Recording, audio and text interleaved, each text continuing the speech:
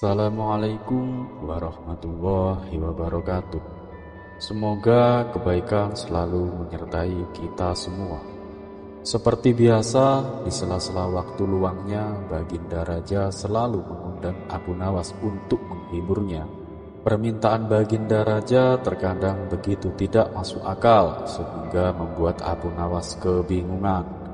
Namun, apabila ia berhasil memenuhi permintaan tersebut, ia akan memperoleh hadiah berupa pundi-pundi uang. Sebaliknya, jika gagal atau menolak, ia akan mendapatkan hukuman. Suatu hari, Baginda Raja menerima hadiah seekor ikan yang indah dari sahabatnya yang berada di negeri seberang.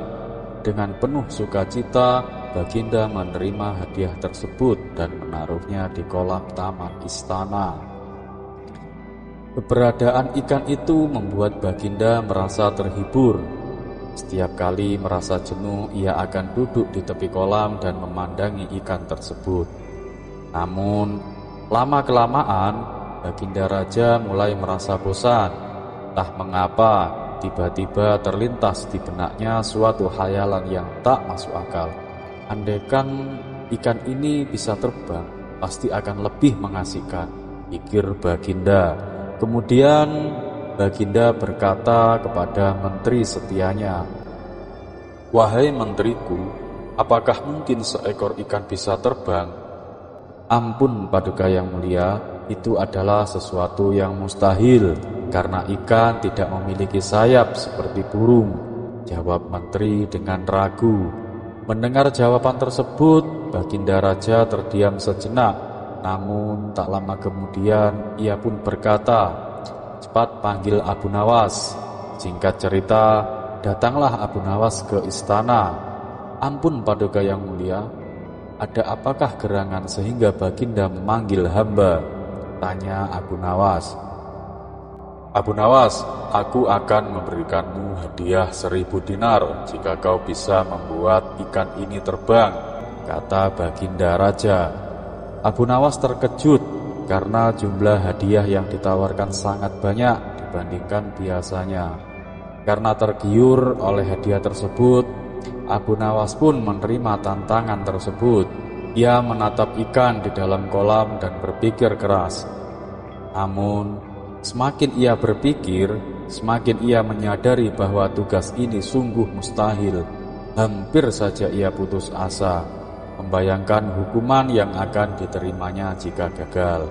Namun, tiba-tiba ia tersenyum karena mendapatkan ide yang cerdik.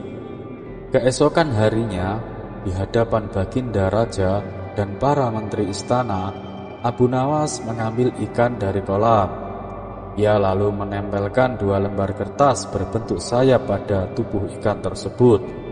"Paduka yang mulia, inilah sayapnya. Jika ditempelkan, ikan ini pasti bisa terbang," kata Abu Nawas yakin.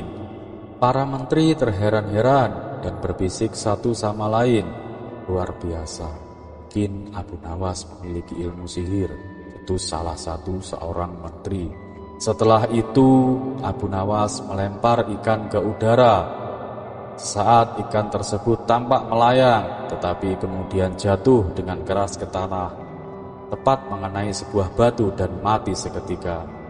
Melihat hal itu, Baginda Raja murka. "Abu Nawas, bukan hanya kau gagal membuat ikan ini terbang, tetapi kau juga telah membunuh ikanku." Namun dengan tenang Abu Nawas berkata, "Ampun Paduka yang mulia, sesuai permintaan Baginda, ikan ini telah terbang. Hanya saja ia memang tidak terbiasa terbang sehingga jatuh." Baginda Raja terdiam sejenak, lalu menggeleng-gelengkan kepala. Ia menyadari kecerdikan Abu Nawas dan akhirnya tetap memberikan hadiah yang telah dijanjikan. Meskipun kehilangan ikan kesayangannya, ia tetap harus menepati kata-katanya. Dengan penuh sukacita, Abu Nawas pulang membawa 1000 dinar, sementara para menteri hanya bisa menggeleng-gelengkan kepala, takjub akan kecerdikan Abu Nawas. Terima kasih dan wassalamualaikum warahmatullahi wabarakatuh. Kisah selanjutnya. Assalamualaikum warahmatullahi wabarakatuh. Semoga kebaikan selalu mengiringi kita semua. Pada suatu hari, kota Baghdad kembali gempar dengan kedatangan orang asing. Orang asing tersebut dikenal sebagai orang ateis yang suka menantang orang-orang untuk berdebat mengenai keberadaan Tuhan. Dengan penuh kesombongan, ia berkata di tengah pasar, "Mana orang yang paling pintar di kota ini? Aku ingin membuktikan bahwa kepercayaan kalian tentang Tuhan adalah omong kosong." Mendengar keributan itu, Abu Nawas yang kebetulan lewat berhenti dan maju ke depan. Ia tersenyum santai sambil berkata, "Aku Abu Nawas, orang biasa di kota ini. Aku menerima tantangan." Orang asing itu memandang Abu Nawas dari atas sampai bawah dengan penuh ejekan. "Kau, penampilanmu saja seperti pengemis. Kau yakin bisa berdebat denganku?" Abu Nawas tertawa kecil. "Tidak perlu tampang pintar untuk menggunakan akal sehat. Baiklah, mari kita mulai." Orang asing itu melontarkan 3 pertanyaan. 1. Jika Tuhan memang ada, kenapa aku tidak bisa melihatnya? 2. Jika kalian mengatakan Tuhan tidak butuh makan dan minum, bagaimana mungkin sesuatu yang ada tidak membutuhkan energi untuk bertahan? 3. Jika setan terbuat dari api, bagaimana mungkin mereka akan disiksa dengan api di neraka? Bukankah api tidak bisa menyakiti api? Kerumunan di sekitar mulai bergumam. Bahkan Baginda Raja yang hadir pun merasa ragu.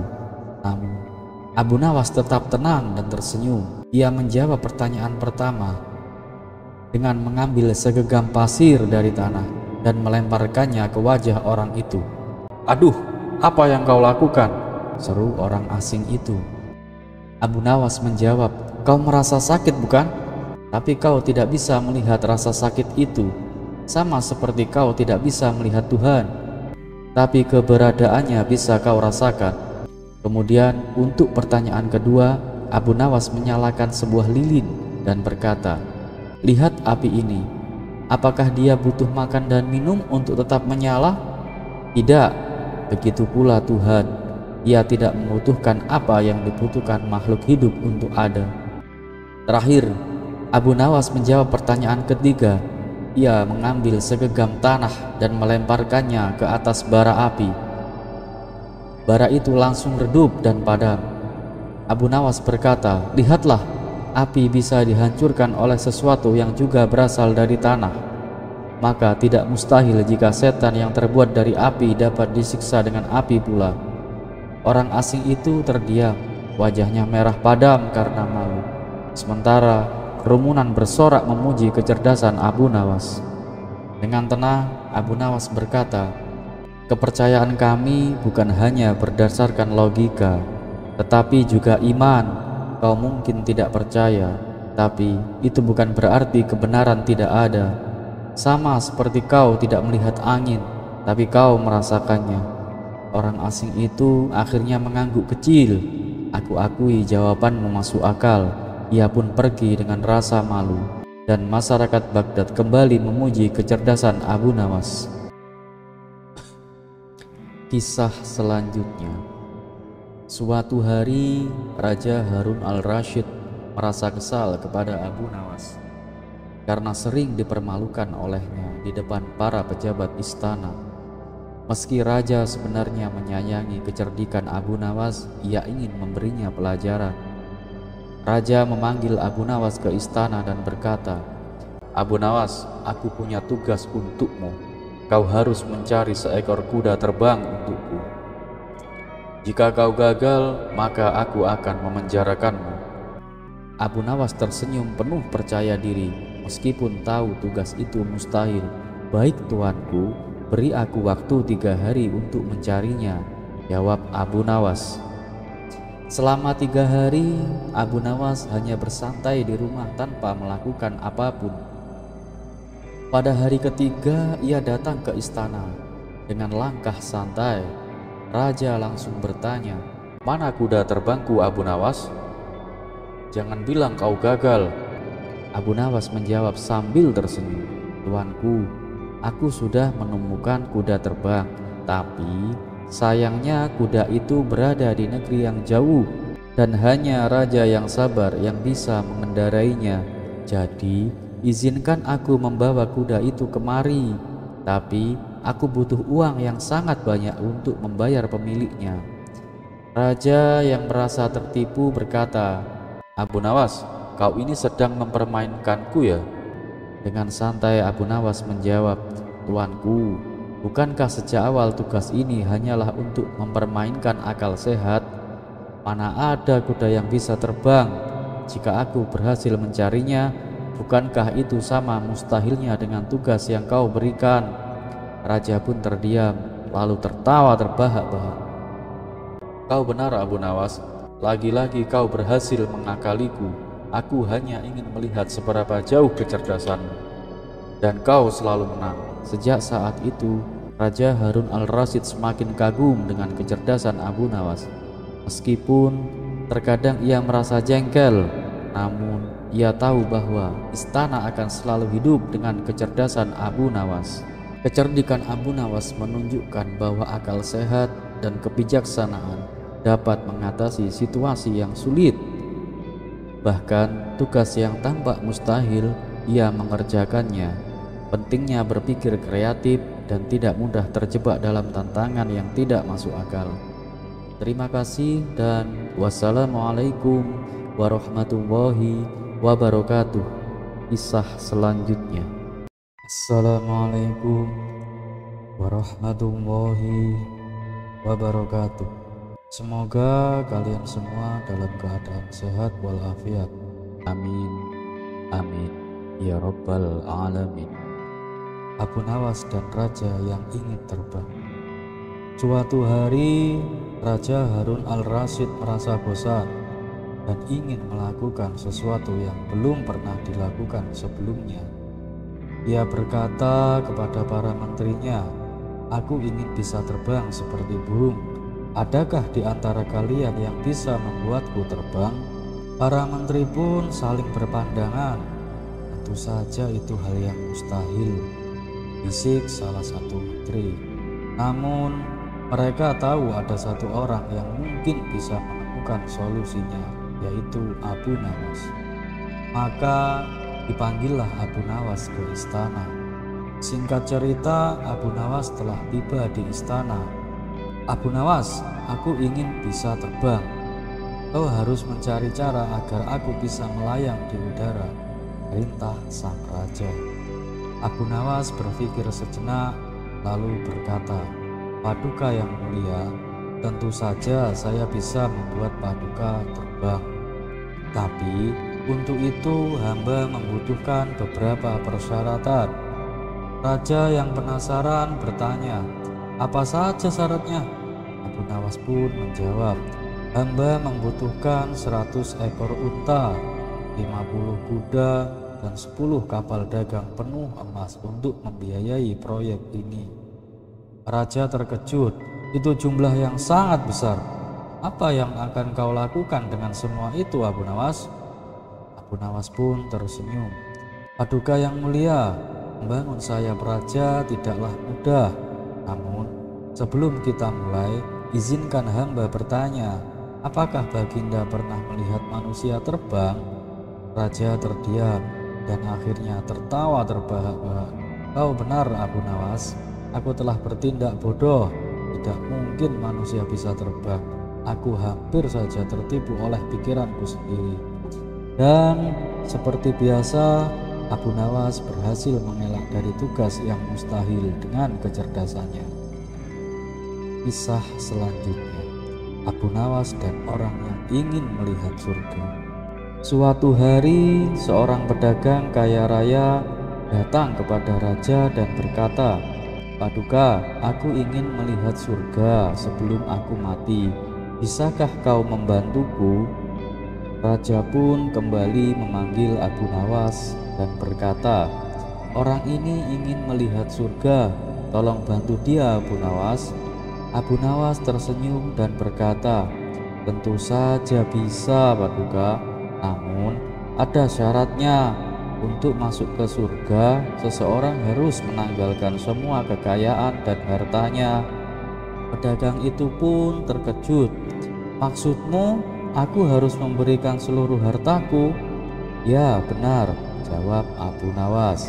Di dunia ini, orang yang ingin melihat surga harus meninggalkan semua urusan duniawi. Jika kau menyerahkan semua hartamu kepada raja dan hidup sederhana, mungkin kau akan merasakan kedamaian seperti di surga. Pedagang itu terdiam lama, lalu berkata, kalau begitu aku pikir aku lebih baik menunggu saja sampai mati untuk melihat surga. Raja dan semua orang di istana tertawa sekali lagi. Abu Nawas berhasil memberikan pelajaran dengan cara yang jenaka. Kisah selanjutnya, Abu Nawas dan daging haram. Suatu hari Abu Nawas pergi ke pasar untuk membeli daging.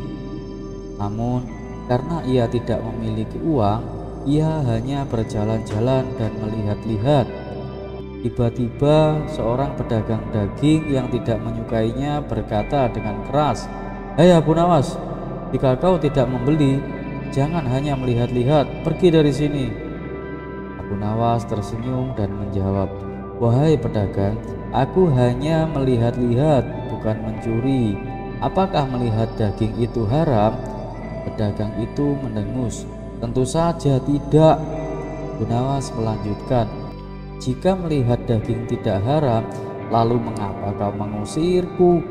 Orang-orang di pasar mulai tertawa, sementara pedagang itu hanya bisa terdiam dengan wajah yang sangat kesal. Kisah selanjutnya, Abu Nawas dan hukuman yang menguntungkan. Suatu hari Abu Nawas dituduh melakukan sesuatu yang tidak dilakukannya. Raja memutuskan untuk menghukumnya dengan cara yang unik. "Abu Nawas, hukumannya adalah kau harus memilih, dipukul 10 kali atau membayar 10 keping emas." Abu Nawas pun berpikir sejenak, lalu menjawab, "Paduka yang mulia, saya memilih untuk dipukul." Semua orang terkejut, namun sebelum pukulan pertama diberikan, Abu Nawas berkata, "Tapi saya ingin membagi hukuman ini dengan teman baik saya." "Siapa temanmu?" tanya sang raja. "Siapa lagi kalau bukan Baginda? Bukankah Baginda adalah pemimpin kami, dan seorang pemimpin harus berbagi suka dan duka kepada rakyatnya?" Raja pun tertawa terbahak-bahak. "Kau menang lagi, Abu Nawas.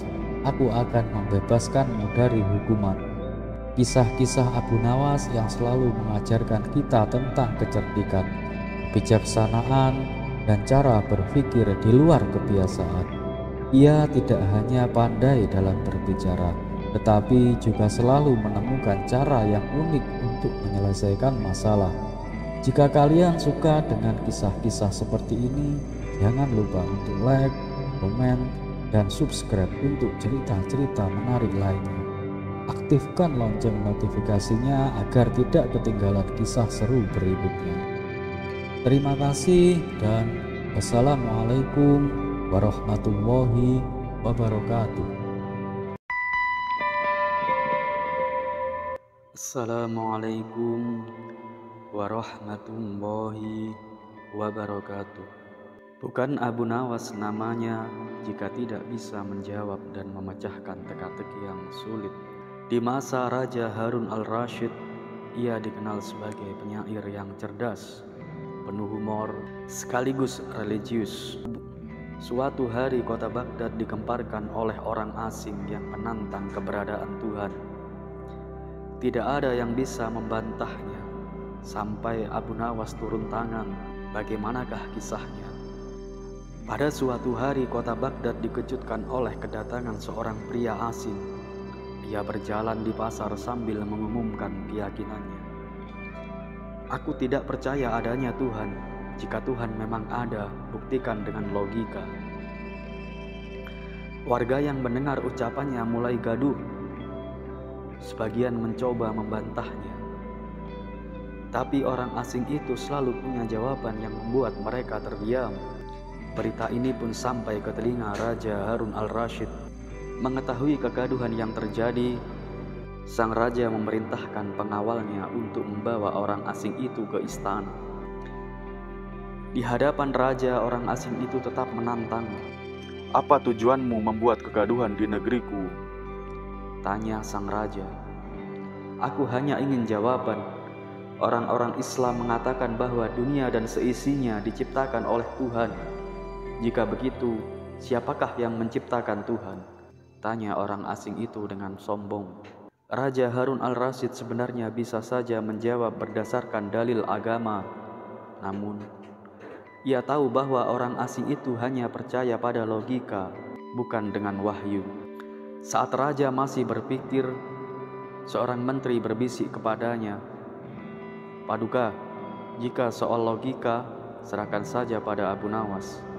Dia pasti bisa memberikan jawaban yang membuat orang ini takluk." Raja pun tersenyum dan segera memanggil Abu Nawas ke istana. Tak lama kemudian Abu Nawas tiba di istana. "Baginda Raja, ada apa hingga hamba dipanggil?" tanya Abu Nawas. "Orang ini menantang keyakinan kita. Ia bertanya jika Tuhan menciptakan alam semesta, lalu siapa yang menciptakan Tuhan?" tanya raja kepada Abu Nawas. Abu Nawas menatap orang asing itu sambil tersenyum. Ia duduk tepat di hadapan lawannya dan berkata, "Baiklah, silahkan ajukan pertanyaanmu." Dengan penuh percaya diri, orang asing itu mengulang pertanyaannya. "Segala sesuatu di dunia ini pasti ada penciptanya. Jika kalian percaya Tuhan menciptakan alam semesta, lalu siapa yang menciptakan Tuhan?" Abu Nawas berpura-pura berpikir sejenak, lalu ia berkata, "Baiklah, sekarang gantian aku yang bertanya. Angka 3 berasal dari mana?" Orang asing itu menjawab, "Dari 2 ditambah 1. "Bagus. Lalu angka 2 berasal dari mana?" "Dari angka 1 ditambah 1. Abu Nawas pun tersenyum. "Kalau begitu, angka 1 berasal dari mana?" Orang asing itu terdiam. Ia berpikir keras, tetapi tidak pernah menemukan jawaban. Melihat orang asing itu kebingungan, Abu Nawas berkata, "Lihat, angka 1 tidak berasal dari angka manapun. Ia adalah angka pertama, awal dari semua angka lainnya. Begitu pula Tuhan. Tuhan adalah awal, yang maha awal, tidak diciptakan, tetapi menciptakan segala sesuatu. Jika kau bertanya siapa yang menciptakan Tuhan, sama seperti aku bertanya dari mana angka 1 itu berasal, kau pasti tidak akan pernah bisa menjawabnya." Orang asing itu terdiam. Ia merenungkan jawaban Abu Nawas, lalu mengangguk perlahan. "Jawabanmu masuk akal, aku tidak bisa membantahnya." Raja Harun al-Rasyid yang menyaksikan perdebatan itu langsung tersenyum lebar. "Seperti yang kuduga, Abu Nawas selalu punya cara untuk membuat lawannya takluk dengan logika yang sederhana." Para menteri dan hadirin di istana pun bertepuk tangan. Orang asing yang tadinya begitu sombong kini terdiam dan merenung. Sejak hari itu, tidak ada lagi yang berani menantang keberadaan Tuhan di kota Baghdad. Semua orang semakin yakin bahwa kebijaksanaan tidak hanya berasal dari kitab suci, tetapi juga dari logika yang tak terbantahkan. Dari kisah ini, kita bisa belajar, keyakinan bisa dijelaskan dengan cara yang sederhana, namun logis. Abu Nawas mengajarkan kita bahwa kebenaran tidak harus dipaksakan, tetapi cukup disampaikan dengan kebijaksanaan. Jika sesuatu memiliki awal, maka pasti ada sesuatu yang tidak memiliki awal, dan itulah Tuhan. Jika kalian suka dengan kisah-kisah seperti ini, jangan lupa like, komen, dan subscribe untuk cerita-cerita menarik lainnya. Terima kasih, dan wassalamualaikum warahmatullahi wabarakatuh.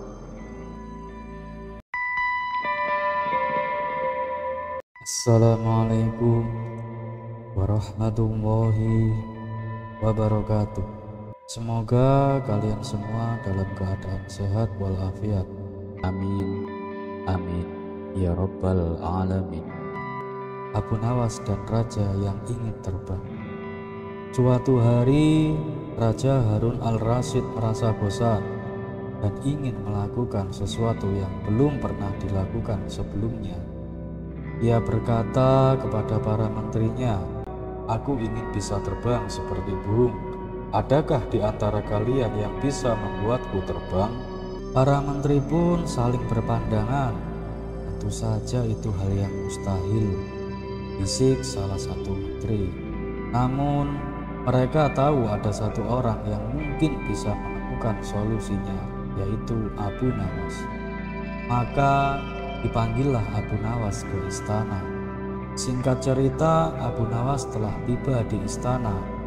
"Abu Nawas, aku ingin bisa terbang. Kau harus mencari cara agar aku bisa melayang di udara," perintah sang raja. Abu Nawas berpikir sejenak lalu berkata, "Paduka yang mulia, tentu saja saya bisa membuat paduka terbang. Tapi untuk itu hamba membutuhkan beberapa persyaratan."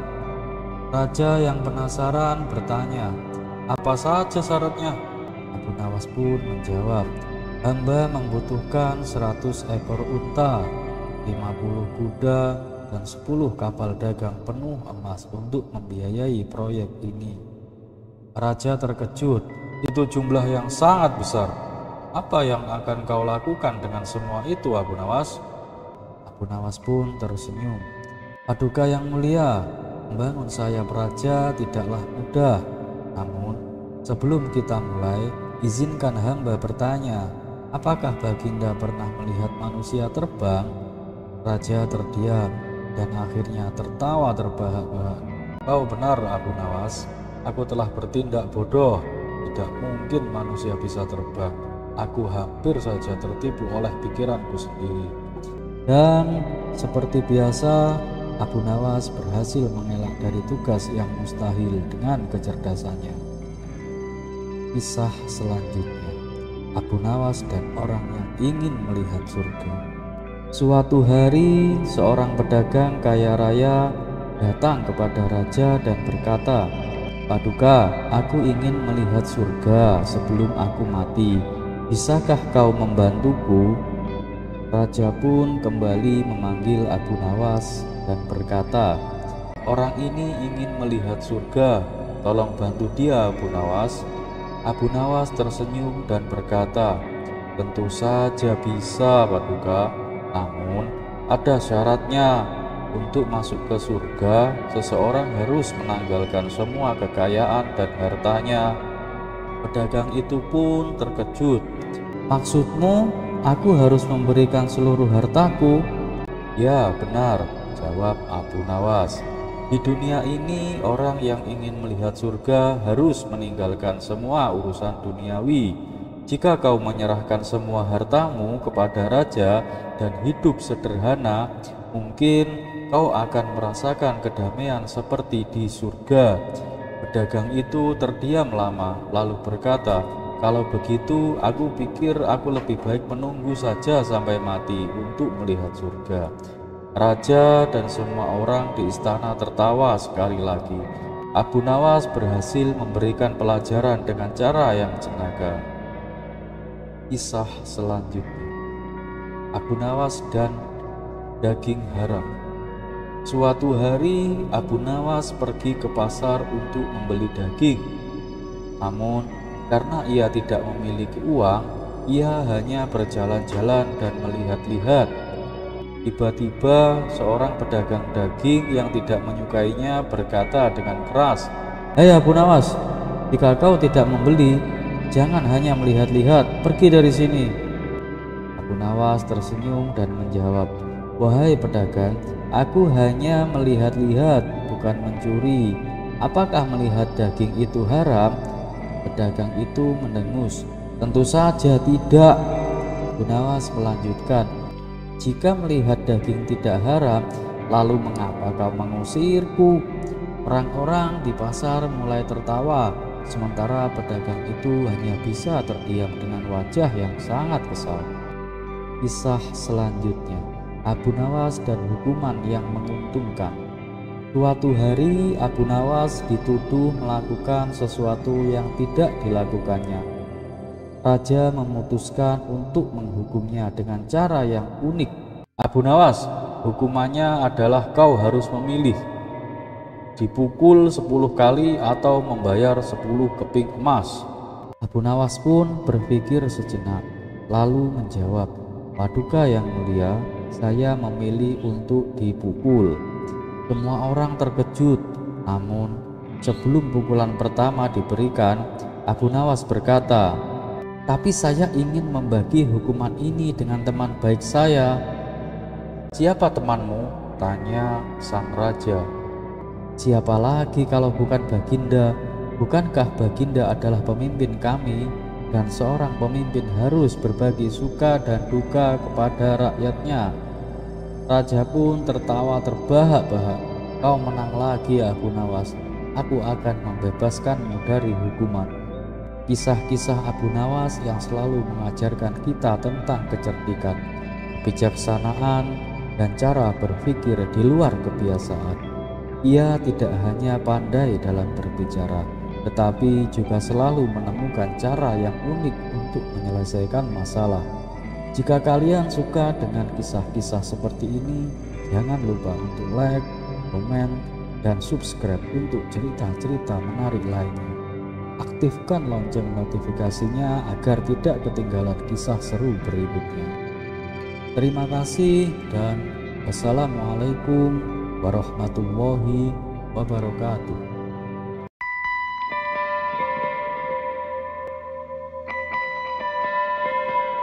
Assalamualaikum warahmatullahi wabarakatuh.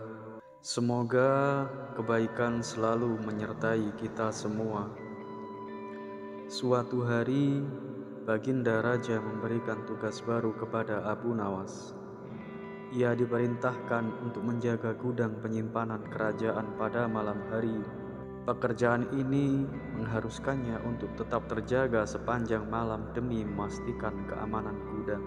Pada awalnya, Abu Nawas ragu untuk menerima tugas ini karena ia terbiasa tidur di malam hari dan menjalani aktivitas di siang hari. Namun, ketika raja menjanjikan bayaran yang besar, Abu Nawas pun setuju untuk menjalankan tugas tersebut. Sejak saat itu, setiap malam ia berjaga di gudang, dan akibatnya pada pagi hari ia tidak lagi pergi ke hutan seperti biasanya. Tetangganya yang biasa pergi bersamanya ke hutan mulai menyadari perubahan ini. Ia melihat bahwa Abu Nawas seringkali bangun kesiangan, tidak lagi berangkat ke hutan seperti dulu. Tetangganya merasa khawatir bahwa kebiasaan baru ini akan membawa dampak buruk bagi Abu Nawas. Suatu pagi, tetangga tersebut datang menemui Abu Nawas untuk memberinya nasihat. Dengan nada yang serius ia berkata, "Wahai Abu Nawas, tahukah engkau bahwa sebaiknya kita bangun sepagi mungkin?" Abu Nawas yang masih mengantuk pun bertanya, "Kenapa memangnya?" Tetangganya tersenyum dan berkata, "Seperti kata pepatah, orang yang bangun kesiangan rizkinya bakal dipatok ayam." Mendengar hal itu, Abu Nawas tersenyum kecil dan menjawab, "Maaf kawan, tapi aku tidak yakin bahwa bangun pagi akan membawa manfaat untukku. Lagi pula, ayam itu kan makan cacing, bukan makan rizki manusia." Tetangganya menghela nafas panjang dan berkata, "Ah, Abu Nawas, kamu selalu punya jawaban untuk segala hal. Tapi, izinkan aku bercerita. Beberapa hari yang lalu aku terbangun pagi-pagi dan berjalan ke suatu tempat. Di sana, aku menemukan sebuah cincin emas yang tergeletak di tanah. Aku yakin cincin itu jatuh pada malam sebelumnya. Coba kalau aku tidak bangun pagi-pagi, tentu aku tidak akan mendapatkan rizki berupa cincin emas itu." Abu Nawas tertawa kecil mendengar cerita itu. Dengan tenang ia berkata, "Kawan, aku rasa kamu hanya mengada-ngada. Tadi malam aku berada di jalan yang sama dan aku tidak melihat ada cincin emas di sana." Tetangganya tetap bersikeras, "Baiklah, mungkin kamu tidak melihatnya. Tapi menurutku, ini ada hubungannya dengan bangun pagi.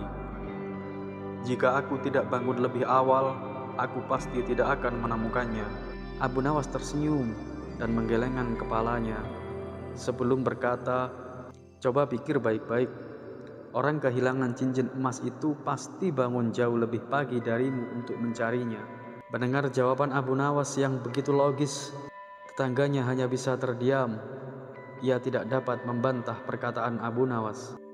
Setelah beberapa saat, ia memilih untuk pergi tanpa berkata apa-apa lagi. Sementara Abu Nawas tetap tersenyum puas. Dan begitulah sahabat kisah kali ini. Tetap lakukan yang terbaik untuk hari ini, karena setiap langkah kecil yang kau ambil akan membawamu lebih dekat pada impianmu. Jangan takut gagal, karena kegagalan hanyalah bagian dari proses menuju keberhasilan. Tetap semangat, tetap berusaha, dan jangan pernah berhenti belajar. Ingat, hari ini adalah kesempatan baru untuk menjadi lebih baik daripada hari kemarin. Fokus pada apa yang bisa kamu kendalikan. Berikan yang terbaik dan percayalah bahwa usaha tidak akan pernah mengkhianati hasil.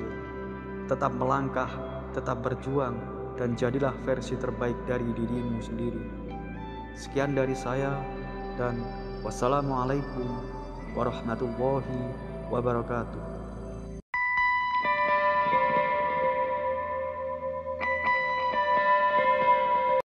Assalamualaikum warahmatullahi wabarakatuh. Semoga kebaikan selalu mengiringi kita semua. Amin, amin, ya Rabbal Alamin. Di sebuah warung kopi yang sederhana, Abu Jahil duduk bersama beberapa temannya sambil memegang selembar peta besar. Matanya berbinar penuh semangat. Sementara orang-orang di sekitarnya terlihat kebingungan. "Saudara-saudaraku," seru Abu Jahil sambil mengangkat peta ke udara, "aku yakin bahwa bumi ini datar. Lihat saja peta ini, tidak ada yang bulat di sini. Semua datar seperti roti pipih." Orang-orang pun mulai berbisik. Ada yang setuju, ada pula yang menahan tawa. Di sudut warung, Abu Nawas yang sedang menyeruput teh mendengar keributan itu. Ia bangkit dan berjalan mendekat. "Ada apa ini, Abu Jahil?" tanya Abu Nawas dengan senyum tenang. Abu Jahil bersemangat menjelaskan, "Aku yakin bumi ini datar.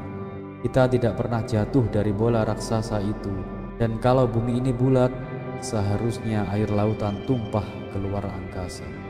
Abu Nawas tersenyum lalu bertanya, "Baiklah, kalau begitu bagaimana dengan bayangan bulan saat gerhana? Mengapa bentuknya selalu melengkung seperti cakram yang bulat menutupi matahari?"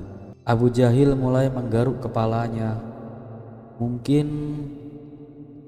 itu karena ada sesuatu yang lain di langit, katanya ragu-ragu. Abu Nawas tersenyum lebih lebar. "Jadi menurutmu ada benda misterius di langit yang bentuknya bulat? Kenapa bukan bumi ini sendiri yang bulat?" Orang-orang di warung pun mulai tertawa kecil. Abu Jahil merasa terbojok, tetapi ia tetap mencoba berargumen. "Tapi Abu Nawas, kalau bumi ini benar-benar bulat, kenapa kita tidak pernah merasa seperti berjalan di atas bola? Aku merasa permukaan bumi ini datar," ujar Abu Jahil. Abu Nawas menepuk pundak Abu Jahil dengan lembut. "Wahai Abu Jahil, bumi itu begitu besar hingga lengkungannya tidak bisa kamu rasakan. Kalau kamu berjalan di atas semangka raksasa sebesar gunung, kamu juga akan merasa permukaannya datar. Tapi itu tidak mengubah kenyataan bahwa semangka itu tetap bulat." Mendengar penjelasan itu, Abu Jahil pun terdiam. Akhirnya ia mengangkat kedua tangannya dan berkata, "Baiklah Abu Nawas, aku menyerah. Kamu memang terlalu cerdik." Abu Nawas tertawa dan berkata, "Tidak perlu menyerah Abu Jahil. Ilmu itu seperti perjalanan panjang. Teruslah belajar dan jangan malu untuk bertanya. Tapi ingat, pastikan argumenmu sekuat gravitasi, bukan seperti debu yang ditiup angin." Semua orang di warung pun tertawa, dan akhirnya Abu Jahil ikut tertawa bersama mereka. Meskipun kalah debat, ia merasa mendapatkan pelajaran berharga dari Abu Nawas. Kisah selanjutnya. Suatu pagi yang cerah, Abu Jahil datang ke rumah Abu Nawas dengan wajah yang penuh kebingungan. Kali ini ia membawa sebuah buku tebal bergambar monyet, manusia purba dan monyet modern di sampulnya. "Abu Nawas," serunya dengan suara lantang, "aku ingin bertanya sesuatu yang sangat penting." Abu Nawas yang sedang menyirami tanaman di halaman menoleh dengan senyum kecil. "Ada apa Abu Jahil? Wajahmu seperti orang yang baru melihat hantu di siang bolong." Abu Jahil menepuk-nepuk buku yang dibawanya. "Aku baru saja membaca buku ini Abu Nawas. Di dalamnya tertulis bahwa manusia berasal dari monyet. Apa menurutmu itu benar?" Abu Nawas tertawa kecil lalu mengusap janggutnya. "Ah, pertanyaanmu menarik sekali. Tapi sebelum aku jawab, katakan dulu, kenapa kamu tertarik dengan hal itu? Jangan-jangan kamu merasa seperti monyet purba?" Abu Jahil merengut. "Bukan begitu. Aku hanya penasaran. Kalau benar manusia berasal dari monyet, kenapa masih banyak monyet di dunia ini? Kenapa mereka tidak semua berubah menjadi manusia?" Abu Nawas tertawa lebih keras. "Itu pertanyaan bagus Abu Jahil. Baiklah, mari kita pikirkan bersama. Jika kamu menanam biji mangga, apa yang akan tumbuh? Pohon mangga atau pohon apel?" "Tentu saja pohon mangga," jawab Abu Jahil. "Nah, begitu juga dengan evolusi. Evolusi bukan berarti semua monyet berubah menjadi manusia. Mereka hanya memiliki nenek moyang yang sama di masa lalu. Seperti pohon mangga ini berasal dari satu biji, tetapi cabangnya bisa berbeda-beda." Abu Jahil menggaruk kepalanya. "Jadi maksudmu manusia dan monyet itu seperti cabang yang berbeda dari pohon yang sama?" Abu Nawas mengangguk. "Tepat sekali. Tapi ingat, ini adalah teori ilmiah, bukan dalil agama. Dalam agama, manusia pertama adalah Nabi Adam yang diciptakan langsung oleh Allah. Jadi, jika kamu bertanya apakah manusia berasal dari monyet, jawabannya tergantung pada sudut pandangmu, ilmu pengetahuan atau agama." Abu Jahil semakin bingung. "Jadi mana yang benar Abu Nawas? Ilmu pengetahuan atau agama?" Abu Nawas pun tersenyum bijak. "Wahai Abu Jahil, kebenaran itu seperti koin dengan dua sisi. Kadang ilmu pengetahuan membantu kita memahami ciptaan Tuhan, dan agama membantu kita memahami tujuan hidup. Jangan berpikir bahwa keduanya harus saling bertentangan. Sebaliknya, gunakan keduanya untuk menjadi manusia yang lebih baik." Abu Jahil terdiam sejenak lalu berkata, "Tapi kenapa aku masih merasa mirip monyet? Apakah ini karena wajahku?" Abu Nawas tertawa terbahak-bahak hingga hampir jatuh dari bangku. Abu Jahil, itu bukan karena evolusi. Itu karena kamu terlalu sering memanjat pohon untuk mencuri mangga di kebun tetangga." Dengar itu, Abu Jahil pun tersipu malu dan akhirnya ikut tertawa bersama Abu Nawas. Dan begitulah sahabat kisah kali ini. Wassalamualaikum warahmatullahi wabarakatuh. Assalamualaikum warahmatullahi wabarakatuh. Semoga kebaikan selalu menyertai kita semua. Suatu hari, Baginda Raja kembali ingin menguji kecerdasan Abu Nawas. Ia memanggilnya ke istana dan memberi sebuah tantangan yang tampaknya mustahil. Abu Nawas, aku ingin kau membawakan sesuatu yang tidak ada di dunia ini, perintah sang raja. Mendengar permintaan itu, Abu Nawas terdiam sejenak, berpikir keras. Namun, permintaan tersebut begitu aneh sehingga ia tidak tahu harus berbuat apa. Wahai Paduka, sesuatu yang tidak ada di dunia ini, apakah Paduka yakin ingin itu? Tanya Abu Nawas meyakinkan.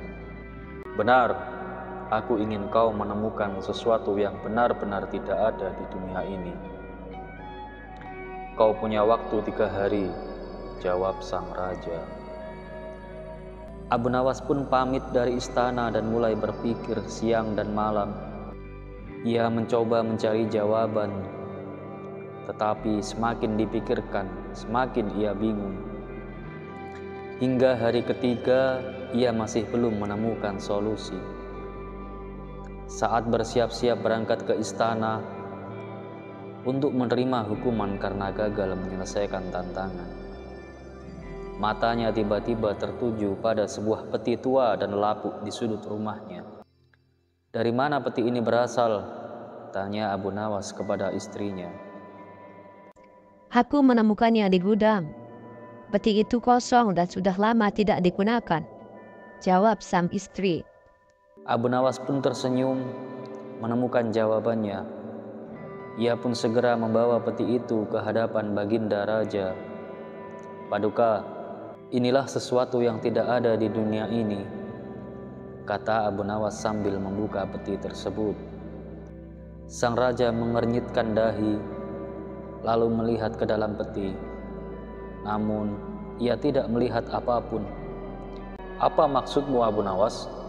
Peti ini kosong, seru Baginda Raja. Benar, Paduka. Di dalam peti ini tidak ada apa-apa, dan sesuatu yang tidak ada di dunia ini tentu tidak mungkin bisa terlihat. Itulah jawaban dari permintaan Paduka.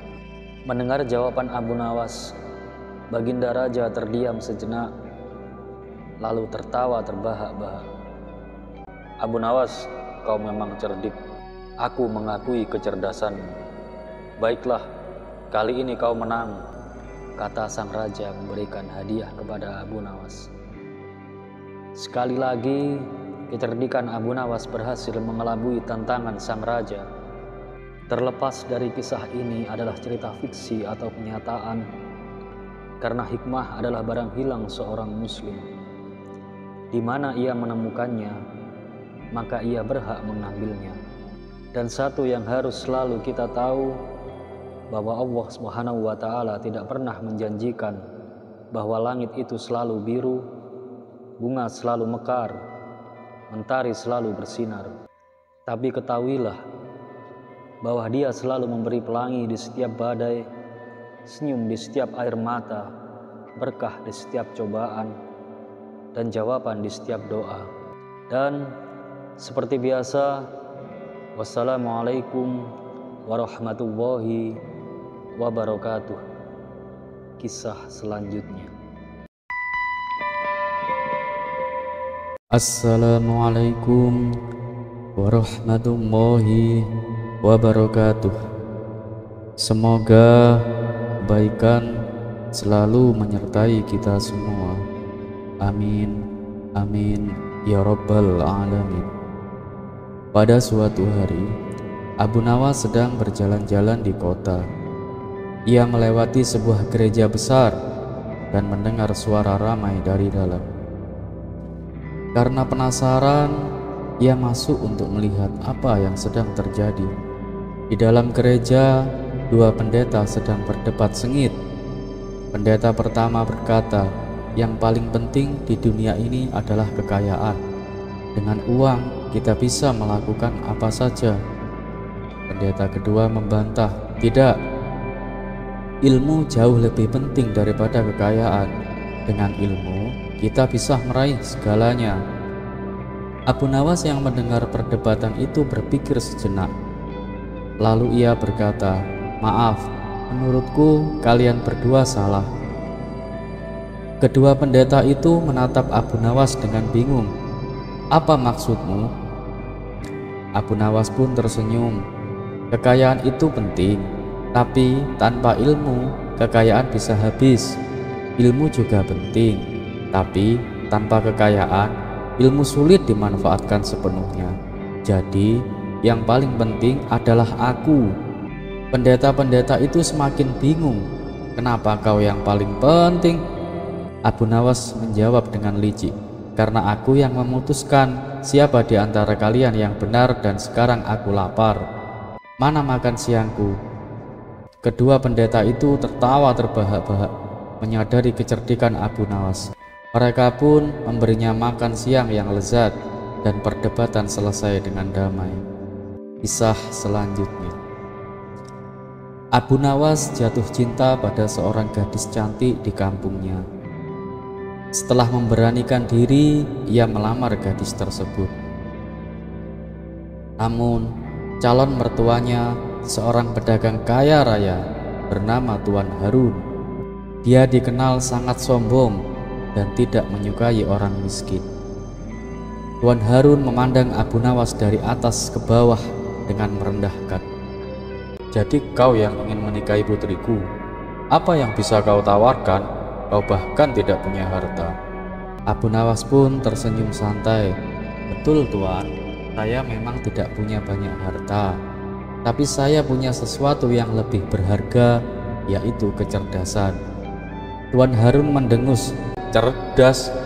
Itu tidak cukup. Aku ingin bukti." Abu Nawas pun pulang. Lalu ia kembali ke rumah Tuan Harun sambil membawa seekor kambing hitam yang telah ditaburi tepung hingga tampak putih. Tuan Harun tertawa kecil. "Ini hanya trik bodoh. Jika tepungnya hilang, kambing itu tetap hitam." Abu Nawas menjawab, "Betul Tuan, tapi bukankah hidup ini juga hanya sementara? Warna bisa berubah, harta bisa hilang. Yang penting adalah bagaimana kita menerima keadaan." Tuan Harun yang mendengar Tuan Harun tertegun mendengar jawaban Abu Nawas. Akhirnya ia menguji Abu Nawas lagi. "Kalau kau memang cerdas, buktikan bahwa kau bisa mengubah air menjadi emas." Abu Nawas pun mengambil segelas air, mengaduknya perlahan, lalu menyerahkan gelas itu kepada Tuan Harun. "Minumlah Tuan. Setelah meminumnya, tubuh Tuan akan mendapatkan energi untuk bekerja keras, menghasilkan uang, dan bisa menjadi lebih kaya. Bukankah itu sama saja dengan mengubah air menjadi emas?" Tuan Harun tertawa terbahak-bahak mendengarnya. "Baiklah, kau memang cerdas. Kau boleh menikahi putriku." Kisah selanjutnya. Suatu hari, Abu Nawas sedang berjalan-jalan di pasar. Karena cuaca yang sangat panas, ia memutuskan untuk berteduh di bawah pohon sambil menikmati angin sepoi-sepoi. Tiba-tiba, seekor kambing yang melompat dari gerobak pedagang jatuh tepat di kepala Abu Nawas. "Aduh!" teriak Abu Nawas sambil memegangi kepalanya. Pedagang kambing itu segera menghampirinya. "Maaf Abu Nawas, kambing saya tidak sengaja jatuh," katanya. Abu Nawas hanya menatapnya dengan bingung. "Siapa kau?" tanya Abu Nawas. "Aku pedagang kambing," jawab pedagang itu. Abu Nawas menggeleng kepala. "Apa itu pedagang kambing dan siapa aku ini?" Orang-orang di sekitar mulai berkerumunan. Salah satu teman Abu Nawas datang dan bertanya, "Abu Nawas, apa kau baik-baik saja?" Abu Nawas mengernyitkan dahi. "Abu Nawas, siapa itu? Aku tidak kenal." Semua orang saling pandang dengan bingung. "Ya ampun, Abu Nawas kehilangan ingatannya," seru mereka. Kabar bahwa Abu Nawas lupa ingatan menyebar ke seluruh kota. Banyak orang yang mencoba mengembalikan ingatannya dengan berbagai cara. Seorang sahabat berkata, "Abu Nawas, kau adalah orang yang paling cerdas di negeri ini." Namun Abu Nawas hanya menggeleng, "Aku tidak tahu, tapi kalau aku cerdas, kenapa aku lupa?" Seorang penjaga istana pun datang dan berkata, "Abu Nawas, raja sangat menyayangimu." Dengan polos Abu Nawas menjawab, "Siapa itu raja? Apakah dia juga kehilangan ingatan seperti aku?" Semua orang semakin panik. Akhirnya kabar ini sampai ke telinga Raja Harun al-Rasyid. Sang raja memanggil Abu Nawas ke istana. Di istana, Raja Harun al-Rasyid tersenyum. Ia punya rencana. "Tangkap Abu Nawas dan masukkan dia ke penjara," perintahnya dengan tegas. Abu Nawas yang kebingungan langsung melonjak. "Apa? Jangan, aku tidak mau." Raja tertawa. "Kau sudah ingat siapa dirimu sekarang, Abu Nawas?" Abu Nawas terdiam sejenak lalu tersenyum canggung. "Sepertinya aku sudah ingat, Baginda." Semua orang tertawa terbahak-bahak. Raja pun berkata, "Abu Nawas, kau memang bisa lupa banyak hal, tapi soal penjara pasti kau langsung ingat." Abu Nawas hanya menggaruk kepalanya sambil tertawa. "Sepertinya kepalaku butuh helm supaya tidak tertimpa kambing lagi." Semua orang pun tertawa terbahak-bahak.